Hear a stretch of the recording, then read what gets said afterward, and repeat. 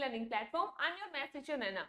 आज हम करने जा रहे हैं क्लास 9 का chapter number 4 linear equations in two variables. इस चैप्टर के एक्सरसाइज 4.3 के यहाँ क्वेश्चंस को सोल्व करेंगे हम। सो मूव करते हैं अपने क्वेश्चन नंबर 6 की तरफ।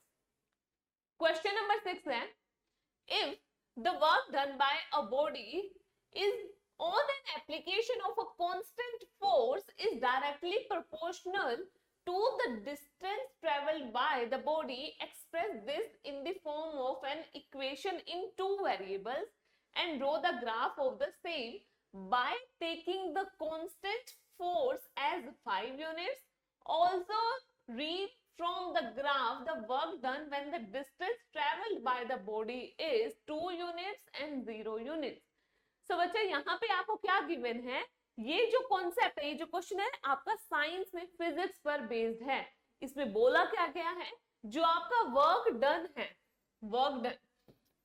वर्क वो किसके डायरेक्टली प्रोपोर्शनल है। अब बच्चे यहाँ पे आपके दो साइन होते हैं, दो तरह से आप बोलते हो, एक होता है डायरेक्टली प्रोपोर्शनल, एक होता है इनवर्सली प्रोपोर्शनल। अगर मैं ये चीज बोलूं कि x is directly proportional to y, तब आप इस तरह से इस सिचुएशन को डिनोट करोगे। अगर मैं ये बोलूं x is inversely proportional to y, तो आप उसे ऐसे लिखोगे।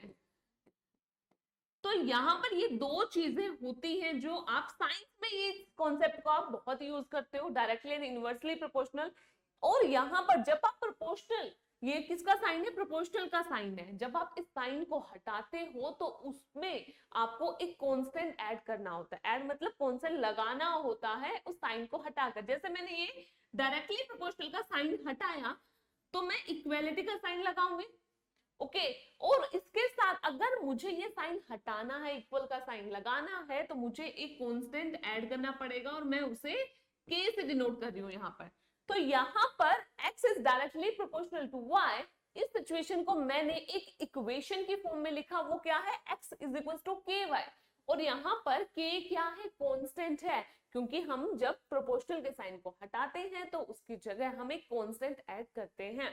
तो ये सिचुएशन को हमने लीनियर इक्वेशन में यहाँ इस तरह से रिप्रेजेंट किया। अब यहाँ पर बोला क्या गया, जो फोर्स होगा आप उसे कांस्टेंट लेके चलो। जैसे कि ये k है, k कोई कांस्टेंट वैल्यू थी, बट हमें इस कांस्टेंट वैल्यू को क्या लेकर चलना है, फोर्स। क्योंकि किसी भी आइटम या किसी भी चीज पर जब आप फोर्स लगाते हो तो आपका जो वो प्रॉपर एक चीज जिस पर भी आप फोर्स लगा रहे हो वो मूव करेगी, डिस्टेंस ट्रेवल होगी कुछ, और इस पूरे काम को आप बोलते हो कि आपने कितना काम किया, आपने फोर्स लगाया। जो चीज, जो आइटम थी जिस पर आप फोर्स लगा रहे हैं, उसने थोड़ा सा डिस्टेंस ट्रेवल किया होगा, और इस पूरे प्रोसीजर को आप वर्क बोलते हो। तो यहाँ पे यही सिचुएशन आपने रिप्रेजेंट किए है, वर्क डन, यानी कि जो भी आप काम कर रहे हो वो डायरेक्टली प्रोपोर्शनल है किसके, डिस्टेंस ट्रेवल के। सो ये डिस्टेंस के डायरेक्टली प्रोपोर्शनल है। और अब ये डायरेक्टली प्रोपोर्शनल है, इसके साइन को हटाएंगे तो हमें एक कांस्टेंट ऐड करना होता है। बट उसने यहाँ पर बोला है कि जब आप इसके प्रोपोर्शनल के साइन को हटा रहे हो और कांस्टेंट ऐड कर रहे हो, तो वो जो कांस्टेंट है वो आप किसे लेकर चल रहे हो, फोर्स को। तो आप फोर्स को एज अ कांस्टेंट यहाँ लेकर चल रहे हैं। So work is equal to force, क्योंकि हमने प्रोपोर्शनल के साइन को हटाया तो वहां पर फोर्स लग दिया, फोर्स इनटू डिस्टेंस। किसी भी चीज पर आपने फोर्स लगाया, उसके रिस्पेक्ट में कोई डिस्टेंस ट्रेवल हुई, और इस पूरे प्रोसीजर को आप बोलो कि मैंने इतना काम कर दिया, इतने डिस्टेंस ट्रेवल करवा दी फोर्स लगाकर उस चीज पर। तो ये पूरी कहानी है अब इसकी। अब इस सिचुएशन को हमें लीनियर इक्वेशन में, linear equation in two variables में कन्वर्ट करना है। तो सबसे पहले ये देखते हैं कि अब हम लीनियर इक्वेशन में कैसे इसे लिखेंगे। तो सबसे पहले हम ये चीज लेंगे कि जो वर्क है उसे हम x से डिनोट कर सकते हैं, एंड डिस्टेंस ट्रेवल जो है उसे हम y से डिनोट कर सकते हैं। तो यहां पर अब हम लिखेंगे let the work done be, work done is represented by x unit and distance traveled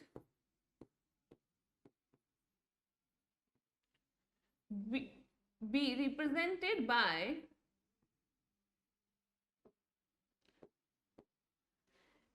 y unit. हमें यूनिट्स यहाँ पे प्रॉपर पता नहीं है तो इसलिए हमने x एंड y को ले लिया। ठीक है, अब इस चीज को हम इक्वेशन के फॉर्म में कैसे लिख रहे हैं, यहाँ पर जो वर्क है उसे हम x डिनोट कर रहे हैं। तो यहाँ पर x is equal to force की जगह उसने क्वेश्चन में अच्छे से मेंशन किया है कि आपको फोर्स को 5 यूनिट्स लेकर चलना है। तो यहाँ पर फोर्स हो जाएगा 5 और डिस्टेंस ट्रेवल जो थी हमने उसे y लिया, तो यहाँ पर x is equal to 5y, ये आपकी इक्वेशन बन गई। इसे अगर आप स्टैंडर्ड फॉर्म में कन्वर्ट करें, वेरिएबल्स को एक तरफ लेकर आएंगे तो ये बन जाएगा x minus 5y is equal to 0। तो ये आपकी इक्वेशन हो गई। ओके, अब यहाँ पर इस तरह से आपने इक्वेशन को फॉर्म किया। अब इसके बाद दो पार्ट्स में क्या बोला गया है, आगे आपको बोला गया also read from the graph. सबसे पहले आपको क्या करना है, इस इक्वेशन का ग्राफ प्लॉट करना है। तो हम ग्राफ प्लॉट करते हैं।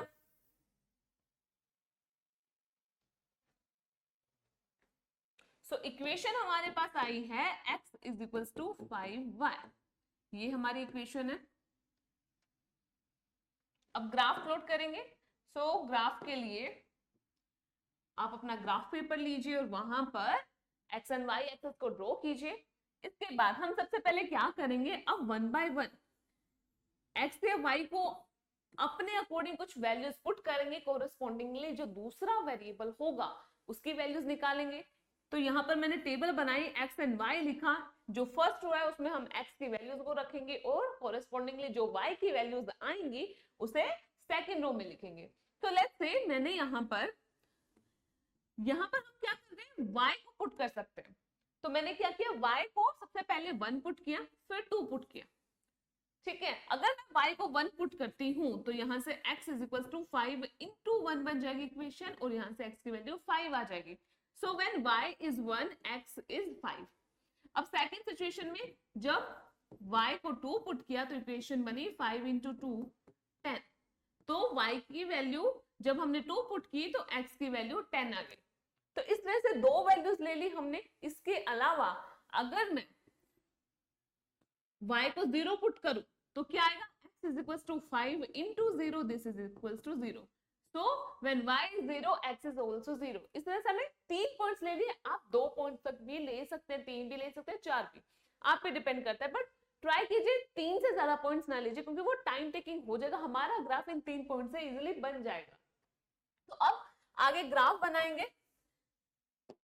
सो ग्राफ में सबसे पहले पॉइंट्स लिख लेते हैं। ये है आपका 5 10 15 और ये एक्सिस है x।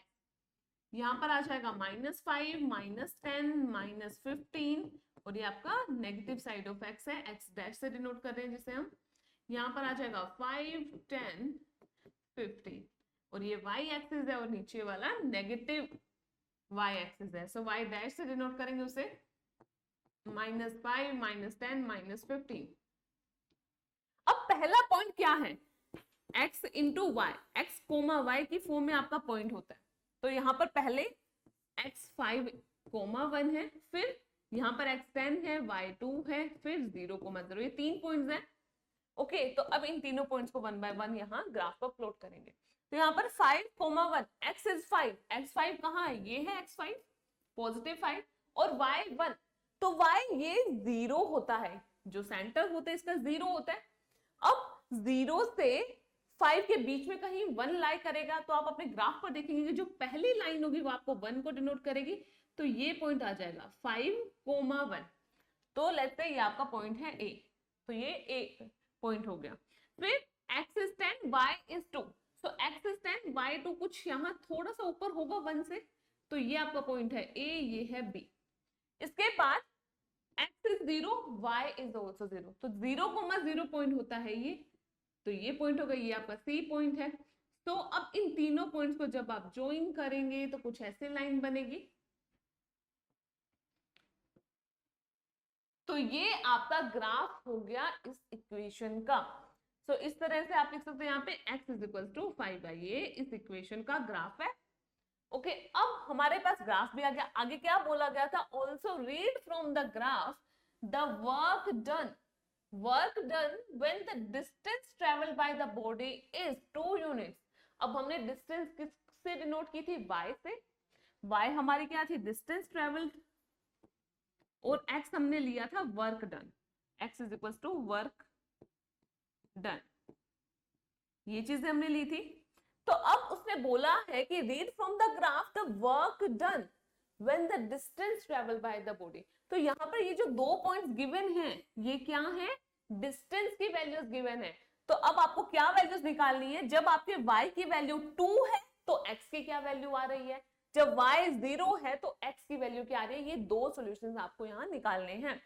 सो अब इस कैलकुलेशन को यहां से हटा देते हैं, इसका अब हमें कोई यूज नहीं है। सो यहां पर अब हम करेंगे, इक्वेशन ही लेंगे फिर से, x is equal to 5y,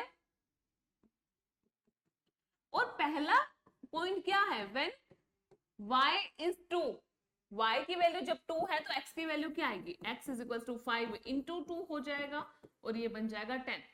so when y is 2, x is 10 units. तो यहाँ पर x को हमने वर्क बोला था। सो जब आप 2 यूनिट्स डिस्टेंस ट्रेवल कर रहे हैं, करवा रहे हैं उस आइटम पर फोर्स लगाकर, तो आपका जो टोटल काम है वो हो जाता है 10 यूनिट्स। अब सेकंड पार्ट में y को 0 पुट करना है, क्योंकि आपने जो डिस्टेंस है वो ट्रेवल नहीं की। इसमें ये चीज हम लेकर चल रहे हैं, y को हमने डिस्टेंस लिया था। सो इसका मतलब ये हो गया, जब डिस्टेंस 0 है दैट मींस उस आइटम ने वहीं पर ही अपनी जगह बनाए रखी, उसने ट्रेवल नहीं किया, उस पर हमने फोर्स नहीं लगाया, सो दैट कि वो आगे धक्का, आगे हमारा जो आइटम है वो बढ़े। तो यहाँ पर आइटम जहां थी, जो चीज वहां थी वहीं पर ही, हमने उस पर फोर्स ही नहीं लगाया है। तो इसलिए x is equal to 5 into 0, तो ये बन जाएगा 0 यूनिट्स। तो हमने कोई फोर्स ही नहीं लगाया, उस पर कोई डिस्टेंस ही नहीं ट्रेवल हुई आइटम की, तो हमारा जो काम है वो भी तो काउंट नहीं होगा। तो काम हो गया, जो वर्क डन है वो हो गया 0 यूनिट्स। सो इस तरह से इसके फर्स्ट एंड सेकंड पार्ट के सॉल्यूशंस भी आपके पास आ चुके हैं। तो ये हुआ आपका question number 6 complete. I hope आपको क्वेश्चन नंबर 6 अच्छे से क्लियर हो गया होगा। तो अब हम मूव करते हैं अपने नेक्स्ट क्वेश्चन की तरफ। क्वेश्चन नंबर 7 यहां डिस्कस करेंगे। सो क्वेश्चन नंबर 7 है, Yamini and Fatima, 2 students of class 9th of a school together contribute rupees 100 towards the Prime Minister Relief Fund to help the earthquake victims.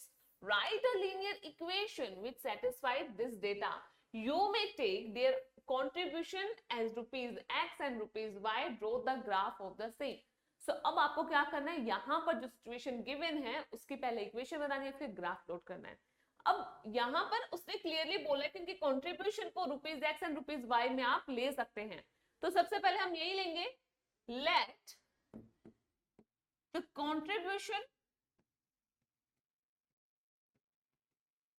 contribution of Yamini is, या फिर हम यहां लिख सकते हैं be rupees x and the contribution of second person is Fatima B rupees Y. Okay.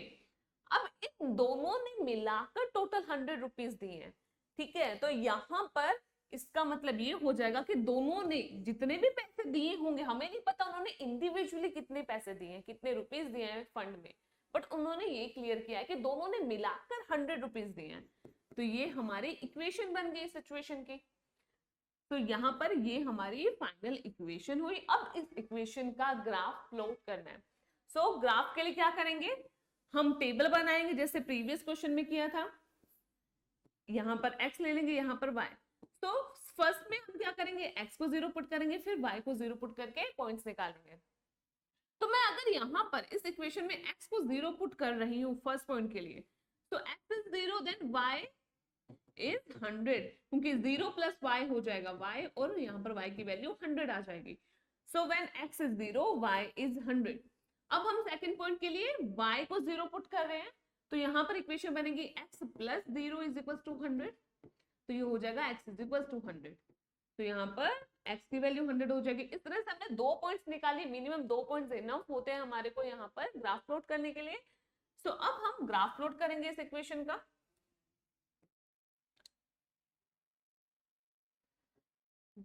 तो आप अपना ग्राफ पेपर लीजिए, वहां पे पॉइंट्स लिख दीजिए। यहाँ पर 50 एंड 100 के गैप से मैं ले रही हूँ।